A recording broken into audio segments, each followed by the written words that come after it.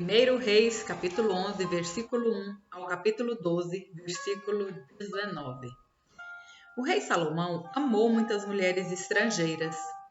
Além da filha do faraó, ele se casou com mulheres de Moabe, de Amon, de Edom, de Sidom e dos hititas. O Senhor havia instruído os israelitas claramente: não se casem com mulheres dessas nações, pois desviarão seu coração para os deuses delas. No entanto, Salomão amou essas mulheres. No total, casou-se com 700 princesas e teve 300 concubinas, e elas desviaram seu coração do Senhor. Quando Salomão era idoso, elas o induziram a adorar outros deuses em vez de ser inteiramente fiel ao Senhor, seu Deus, como seu pai Davi tinha sido. Salomão adorou Astarote, a deusa dos Sidônios, e Moloque, o repulsivo deus dos Amonitas. Com isso, Salomão fez o que era mal aos olhos do Senhor. Recusou-se a seguir inteiramente o Senhor, como seu pai Davi tinha feito. No monte que fica a leste de Jerusalém, chegou a construir um lugar de culto para Camus, o repulsivo deus de Moabe, e outro para Moloque, o repulsivo deus dos Amonitas. Salomão construiu esses lugares de culto para que suas esposas estrangeiras queimassem incenso e oferecessem sacrifícios aos deuses delas. O Senhor se irou com Salomão, porque o coração dele tinha se desviado do Senhor, o Deus de Israel, que lhe havia aparecido 2 vezes. Ele tinha advertido Salomão especificamente de que não adorasse outros deuses, mas Salomão não obedeceu à ordem do Senhor.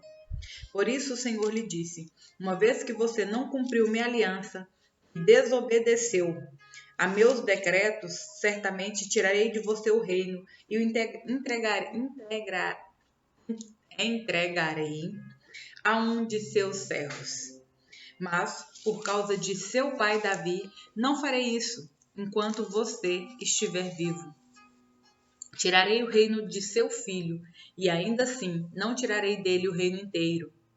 Deixarei que governe sobre uma tribo, por causa do meu servo Davi e de Jerusalém, a cidade que escolhi. Então o Senhor levantou o edomita Hadade da família real de Edom para ser adversário de Salomão. Anos antes, Davi tinha derrotado Edom. Joabe, comandante do exército de Davi, tinha ficado para trás, a fim de enterrar alguns soldados israelitas mortos na batalha. Enquanto estavam ali, mataram todos os homens de Edom. Joabe e o exército de Israel tinham permanecido ali 6 meses, até matarem todos os edomitas. Contudo, Hadade e alguns dos oficiais de seu pai conseguiram fugir e seguiram para o Egito. Na época, Hadade ainda era bem jovem. Partiram de Midian e foram a Parã, onde outros se juntaram a eles. Em seguida, foram ao Egito e se apresentaram ao faraó, o rei do Egito, que lhes ofereceu casas, sustento e terras. O faraó se agradou de Hadade e lhe deu em casamento sua cunhada, a irmã da rainha Táfnis. A esposa de Hadade deu à luz um filho chamado Genubate. Táfnis o criou na casa do faraó, entre os próprios filhos do faraó. Quando chegou a Hadade no Egito a notícia de que Davi e seu comandante Joabe estavam mortos, ele disse ao faraó: deixe-me voltar para minha terra. Por quê? Perguntou o faraó. O que lhe falta aqui que você queira voltar para sua terra? Nada me falta, respondeu ele. Ainda assim, peço que me deixe voltar. Deus também levantou Rezon, filho de Eliada, para ser adversário de Salomão. Rezon havia fugido de seu senhor Hadadezer, rei de Zobá, e se tornado líder de um bando de rebeldes. Depois que Davi derrotou Hadadezer, Rezon e seus homens fugiram para Damasco, onde Rezon se tornou rei. Ele foi inimigo ferrenho de Israel durante o resto do reinado de Salomão e, assim como Haddad, causou muitos problemas. Rezon continuou a reinar na Síria e odiava Israel profundamente. Outro líder rebelde foi Jeroboão, filho de Nebate, um dos próprios oficiais de Salomão. Veio da cidade de Zeredá, em Efraim. Sua mãe era viúva e se chamava Zerua. Esta é a história por trás de sua rebelião. Salomão estava construindo o aterro e reparando os muros da cidade de Davi, seu pai. Jeroboão era um jovem muito capaz, e quando Salomão viu como era diligente, encarregou-o dos trabalhos das tribos de Efraim e Manassés, os descendentes de José. Certo dia, quando Jeroboão saía de Jerusalém, Aías, profeta de Siló, encontrou-se com ele no caminho. Aías vestiu uma capa nova, enquanto os dois estavam sozinhos no campo. Aías pegou sua capa nova e a rasgou em 12 partes.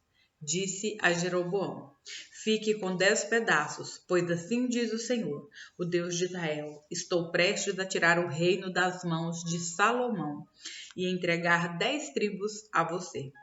Contudo, deixarei uma tribo para ele, por causa do meu servo Davi e de Jerusalém, a cidade que escolhi dentre todas as tribos de Israel.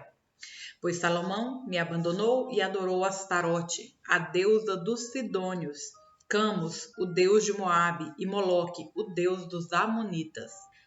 Não seguiu meus caminhos, nem fez o que me agrada. Não obedeceu aos meus decretos e estatutos, como fez seu pai, Davi. Contudo, não tirarei o reino inteiro de Salomão agora, por causa do meu servo Davi, a quem escolhi e que obedeceu aos meus mandamentos e decretos. Manterei Salomão no governo enquanto ele viver. Mas tirarei o reino do filho dele e darei 10 tribos a você. O filho de Salomão terá uma tribo, para que os descendentes de meu servo Davi continuem a brilhar como uma lâmpada em Jerusalém, a cidade que escolhi como lugar para meu nome. Eu o colocarei no trono de Israel, e você governará sobre tudo que seu coração desejar. Se der ouvidos ao que digo, seguir meus caminhos e fizer o que me agrada, e se obedecer a meus estatutos e mandamentos, como fez meu servo Davi, sempre estarei com você. Estabelecerei para você uma dinastia, como fiz com Davi, e lhe darei Israel. Por causa do pecado de Salomão, castigarei os descendentes de Davi, mas não para sempre. Salomão tentou matar Jeroboão, mas ele fugiu para junto de Sisaque, rei do Egito, e ficou ali até a morte de Salomão. Os demais acontecimentos do reinado de Salomão, incluindo todos os seus feitos e sua sabedoria, estão registrados no livro dos Atos de Salomão. Salomão reinou por 40 anos sobre todo Israel em Jerusalém. Quando morreu, se reuniu a seus antepassados. Foi sepultado na cidade de Davi, seu pai. Seu filho Roboão foi seu sucessor. Roboão foi a Siquém, onde todo Israel havia se reunido para proclamá-lo rei. Quando Jeroboão, filho de Nebate, soube disso, voltou do Egito, para onde havia fugido do rei Salomão. Os líderes de Israel convocaram Jeroboão e ele e toda a comunidade de Israel foram falar com Roboão. Seu pai foi muito duro conosco, disseram. Alivia a carga pesada de trabalho e de impostos altos que seu pai nos obrigou a carregar. Então seremos seus súditos leais. Roboão respondeu: Dê-me 3 dias para pensar. Depois voltem para saber minha resposta. E o povo foi embora. O rei Roboão discutiu o assunto com os homens mais velhos que haviam sido conselheiros de seu pai Salomão. O que vocês aconselham? Perguntou ele. Como devo responder a este povo? Eles disseram: Se o Senhor estiver disposto a servir este povo hoje e lhe der uma resposta favorável, eles serão seus súditos leais para sempre. Mas Roboão rejeitou o conselho dos homens mais velhos e pediu a opinião dos jovens que haviam crescido com ele e agora o acompanhavam. O que vocês aconselham? Perguntou ele. Como devo responder a este povo que deseja que eu alivie a carga de impostos, as cargas impostas por meu pai? Os jovens responderam: Você deve dizer o seguinte a essa gente que diz que seu pai foi muito duro com eles e que pede alívio. Meu dedo mínimo é mais grosso que a cintura de meu pai. Sim, meu pai lhes impôs cargas pesadas, mas eu as tornarei ainda mais pesadas. Meu pai os castigou com chicotes comuns, mas eu os castigarei com chicotes de pontas de metal. 3 dias depois, Jeroboão e todo o povo voltaram para saber a decisão do rei, como ele havia ordenado. Roboão lhes respondeu com aspereza, pois rejeitou o conselho dos homens mais velhos e seguiu os conselhos dos mais jovens. Disse ao povo: Meu pai lhes impôs cargas pesadas, mas eu as tornarei ainda mais pesadas. Meu pai os castigou com chicotes comuns, mas eu os castigarei com chicotes de pontas de metal. Assim, o rei não atendeu o povo. Essa mudança nos acontecimentos foi da vontade do Senhor, pois cumpriu a mensagem do Senhor a Jeroboão, filho de Nebate, por meio do profeta Aías de Siló. Quando todo Israel viu que o rei não iria atender a seu pedido, respondeu: Abaixo a dinastia de Davi. O filho de Jessé nada tem a nos oferecer. Volte para casa, Israel. E você, Davi, cuide de sua própria casa. Então, o povo de Israel voltou para casa. Roboão, porém, continuou a governar sobre os israelitas que moravam na cidade de Judá. O rei Roboão enviou Adonirão, encarregados dos trabalhos forçados, para restaurar a ordem, mas o povo de Israel o apedrejou até a morte. Quando essa notícia chegou ao rei Roboão, ele subiu rapidamente em sua carruagem e fugiu para Jerusalém. E até hoje, as tribos do norte de Israel se recusam a ser governadas por um descendente de Davi. Atos, capítulo 9, versículos 1 ao 25. Enquanto isso, Saulo, motivado pela ânsia de matar os discípulos do Senhor, procurou o sumo sacerdote. Pediu cartas para as sinagogas em Damasco, solicitando que cooperassem com a prisão de todos os seguidores do caminho, homens e mulheres que ali encontrasse, para levá-los como prisioneiros a Jerusalém. Quando se aproximava de Damasco, de repente uma luz do céu brilhou ao seu redor. Ele caiu no chão e ouviu uma voz lhe dizer: Saulo, Saulo, por que você me persegue?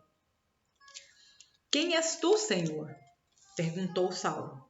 E a voz respondeu: Sou Jesus, a quem você persegue. Agora levante-se e entre na cidade, onde lhe dirão o que fazer. Os homens que estavam com Saulo ficaram calados de espanto, pois ouviram uma voz, mas não viam ninguém. Saulo levantou-se do chão, mas ao abrir os olhos estava cego. Então o conduziram pela mão até Damasco. Lá ele permaneceu cego por 3 dias e não comeu nem bebeu coisa alguma. Havia em Damasco um discípulo chamado Ananias. O Senhor o chamou numa visão. Ananias? Sim, Senhor, respondeu ele. O Senhor disse: Vá à rua direita, à casa de Judas. Ao chegar, pergunte por um homem de Tarso chamado Saulo. Ele está orando neste momento. Mostrei-lhe numa visão um homem chamado Ananias chegando e impondo as mãos sobre ele para que voltasse a enxergar. Ananias, porém, respondeu: Senhor, ouvi muita gente falar das coisas horríveis que este homem vem fazendo ao teu povo santo em Jerusalém. Ele tem autorização dos principais sacerdotes para prender todos que invocam o teu nome. O Senhor, no entanto, disse: Vá, pois Saulo é instrumento que escolhi para levar minha mensagem aos gentios e aos reis, bem como ao povo de Israel. E eu mostrarei a ele quanto deve sofrer por meu nome. Ananias foi e encontrou Saulo. Ao impor as mãos sobre ele, disse: Irmão Saulo, o Senhor Jesus, que lhe apareceu no caminho para cá, me enviou para que você volte a enxergar e fique cheio do Espírito Santo. No mesmo instante, algo semelhante a escamas caiu dos olhos de Saulo e sua visão foi restaurada. Então ele se levantou, foi batizado e, depois de comer, recuperou as forças. Saulo permaneceu alguns dias em Damasco com os discípulos. Logo começou a falar de Jesus nas sinagogas, dizendo: Ele é o Filho de Deus. Todos que o ouviam ficavam admirados. Não é este o homem que causou tanta destruição entre os que invocavam o nome de Jesus em Jerusalém? Perguntavam: E não veio aqui para levá-los como prisioneiros aos principais sacerdotes? A pregação de Saulo tornou-se cada vez mais poderosa, pois ele deixava os judeus de Damasco perplexos, provando que Jesus é o Cristo. Depois de certo tempo, alguns judeus conspiraram para matá-lo. Dia e noite vigiavam a porta da cidade com a intenção de assassiná-lo. Mas ele foi informado desse plano. Então, durante a noite, alguns de seus discípulos o baixaram pela muralha da cidade num grande cesto. Salmos, capítulo 131, versículos 1 ao 3. Senhor, meu coração não é orgulhoso e meus olhos não são arrogantes. Não me envolvo com questões grandiosas ou maravilhosas demais para minha compreensão. Pelo contrário, acalmei e aquietei a alma, como criança desmamada que não chora mais pelo leite da mãe.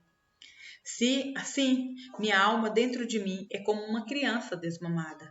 Ó Israel, põe a sua esperança no Senhor, agora e para sempre. Provérbios, capítulo 17, versículos 4 ao 5. A pessoa má gosta de ouvir maldades. O mentiroso dá atenção a palavras destrutivas. Quem zomba do pobre insulta seu Criador. Quem se alegra com a desgraça alheia será castigado.